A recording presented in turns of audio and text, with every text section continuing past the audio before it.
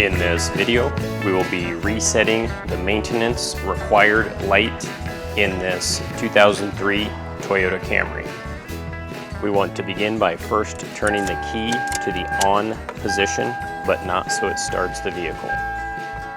We then want to cycle the display to show the odometer.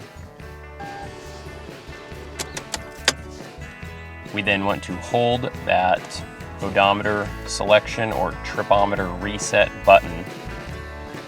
Turn the key back to the on position and wait until all the dashes turn to zeros.